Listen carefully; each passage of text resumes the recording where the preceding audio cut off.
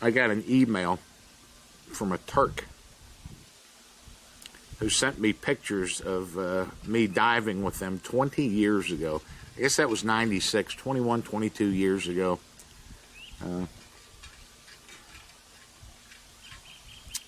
And we spent a month in Turkey as part of our deployment. We went over there and worked with those guys, and they're just great guys. We had a great time. We stayed in their compound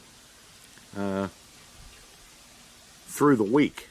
And Friday afternoon, they would bus us with these armed guards because the Kurds were trying to kill everybody over there to Istanbul. Us never talked about our service or where we were for the longest time. Carter was a teenager when he first enlisted in the U.S. Navy, the year 1967, when the Vietnam War was reaching a fever pitch. Some of us didn't make it back. Some of us came back wounded. Some of us made it back, and that was it. But that's hardly the whole story. Exactly where he fought for our country isn't known. The reason is written on his forearm. He was Special Ops, a Navy SEAL. Hey, Ben, were you a Navy SEAL? No, sir. No? No reason why people be calling me to check on that? Bob, were you a Navy SEAL? Who is this? I'm sorry? Yeah, it's Don Shipley, bro. That's some crazy stuff. Spec Ops, Vietnam, prisoner of war. Did you know Bob? Yes, I actually worked with him. Oh, great. Was he a Navy SEAL? I'm sorry, what was that? Was he a Navy SEAL? Yes. He was. Yeah. I also asked her if you were a Navy SEAL, and she said, yes, sure he was. Yeah. Okay, good for you. So who the fuck are you? I'm the fuck Don Shipley, bro. I'm a retired Navy SEAL. Okay, Don Shipley, bro. Okay, first of all, you're a fucking idiot. All right? You're a fucking dumbass. And my fiance, obviously, is a dumbass for fucking hiring you, calling you, whatever the fuck. 173. Look it up. Okay, I'm going to do that.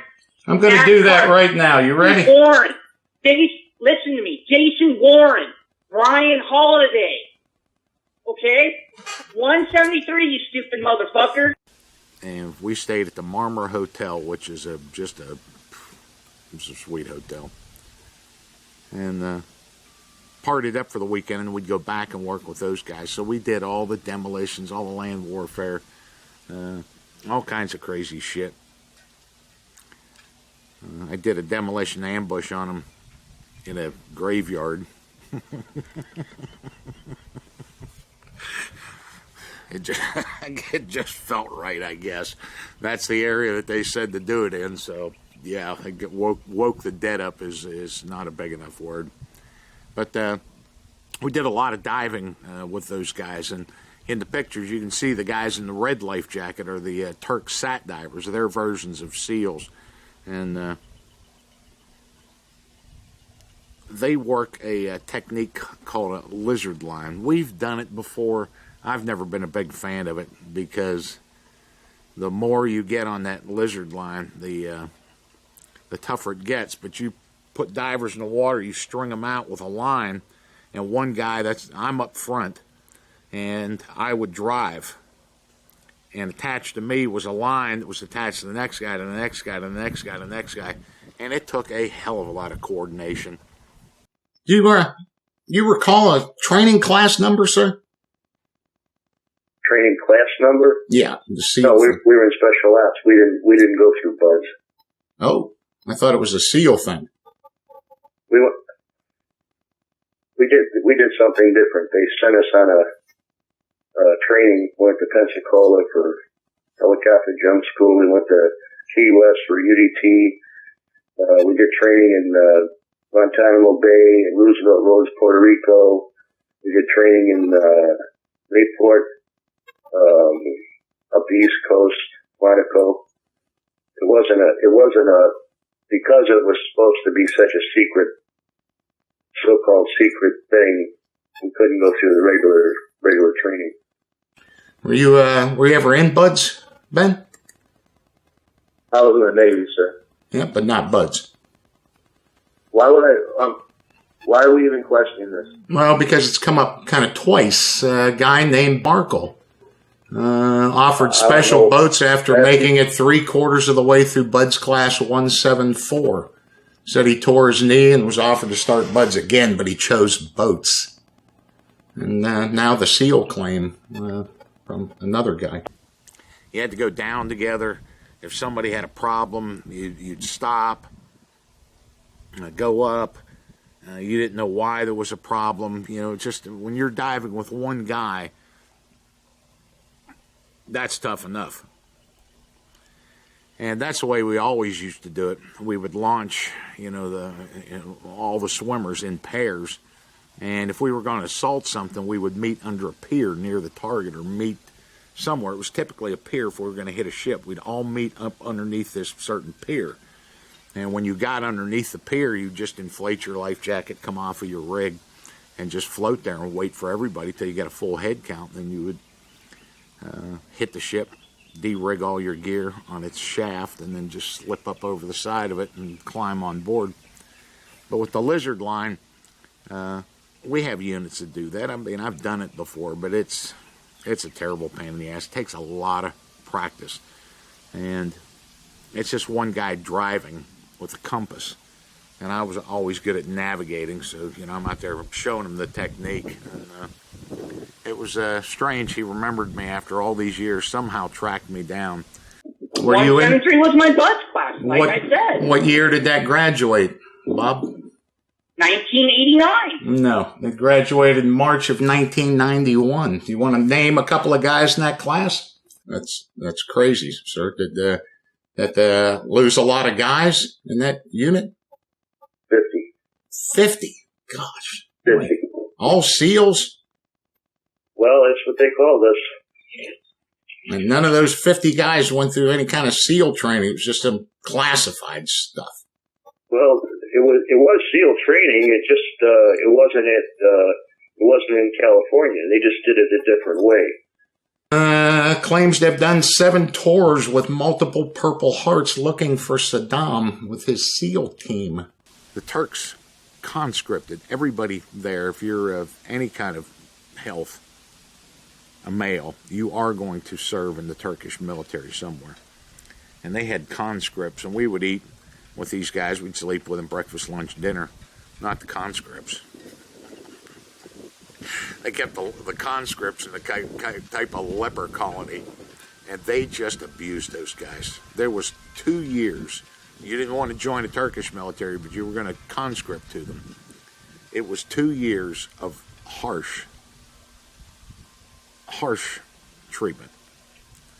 And I don't mean beatings or anything, but they were looked upon as they weren't looked upon very fondly, and they just got fucked with. So they didn't do any of the cool things. They drove, or they served chow, they cleaned up, they did shit like that. I think conscription's a fine tool. It saves somebody else from having to do it. And if you're that age, what's the deal with 2 years, man? But I just remember them, the conscripts, feeding us. I would eat with the chiefs, the Turkish chiefs, and to say those guys were rough on the conscripts is an understatement. They were pretty harsh on those guys, and but it was funny. We had a excellent time with the Turks. I think of the deployments I did in Europe, and I just had a great time everywhere I went. I really liked the Turks because they had that isolated compound. Nobody could hear you scream out there.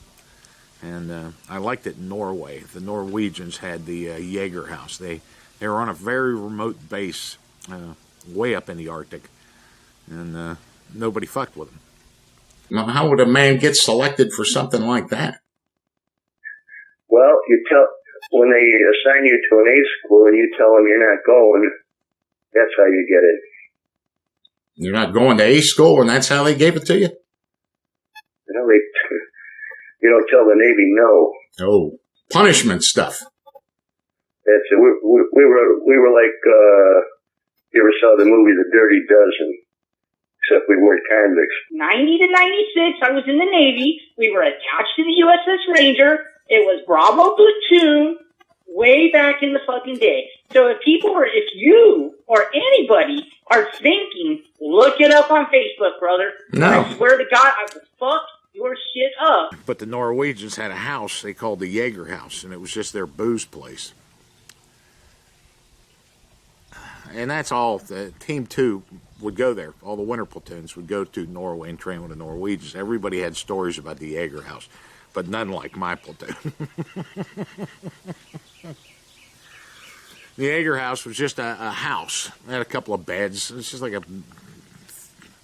few bedroom house that they had converted to a bar, and some of the guys would sleep there. But the first thing you noticed about the Jaeger House is everything was covered in plastic or plexiglass. There were no glass windows. It was all plexiglass. The TV was covered by a huge plexiglass thing. They'd watch TV or movies on that thing. All the remote controls, anything of any value was in waterproof bags. And you're like, wow, why? And then as soon as somebody finished the first beer, it would come sailing across the bar and just smash.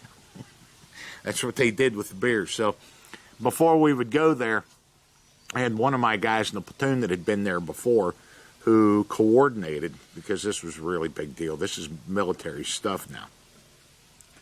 You're going on a NATO exercise with our allies for a month in the Arctic. And there's a lot of coordination to do. His job was to coordinate how much booze we were bringing versus how much beer they were going to supply. That was the big thing. We're going to bring what kind of booze and how much of it versus the amount of beer. We had to get this right, because the Norwegians were going to provide all the beer, but they struggled to get the booze. Good booze, anyhow. You know, Jack and rum and shit like that. They get all the flippin' vodka they wanted, but struggled to get any of the booze. So that was a huge coordination thing that we had to do. So when we got over there, the next part of the coordination, you know, outside of any exercise we were doing, was to get the booze thing straight. So there was an inventory taken of the booze, and then it was divided up in how many beers, cases of beer, and then we were given a ration card, a card that you would tear out every time you got a beer. Would it surprise you? Now, I know you were saying this was all this classified stuff, and you didn't go through training, but did it surprise you that there's no record of you ever being a Navy SEAL? As far as I know, no.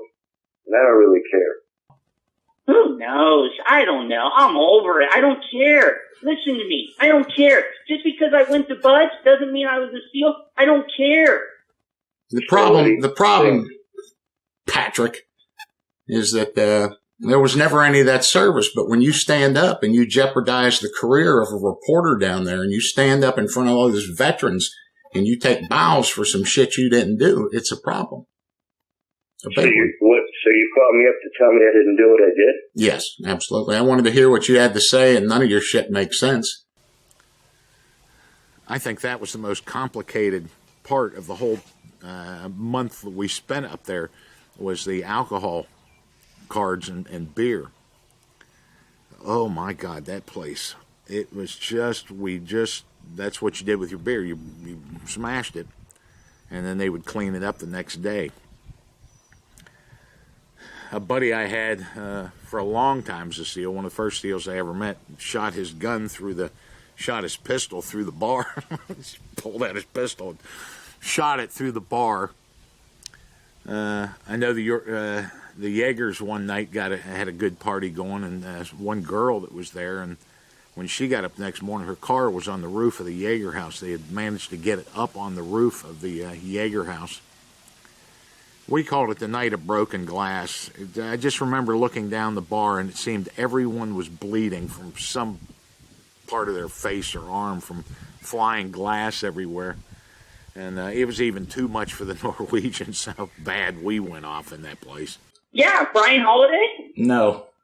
The only H's are a Hall, a Ham, and a Haws, and a Hooper. Brian Holiday started in class 171, excuse me. John Wickham started in class 171. Well, what's a Wickham? There's no Wickham here. There's a Whitlet and a Wiley. W-I-C-K. No. Yeah, Well, listen, go bother somebody else, okay? That it? No other comeback? Can't confirm? I'm gonna go now. Tucker. Tucker. Tucker. Tucker. All right, so I'm out of here. All right, what's his first name?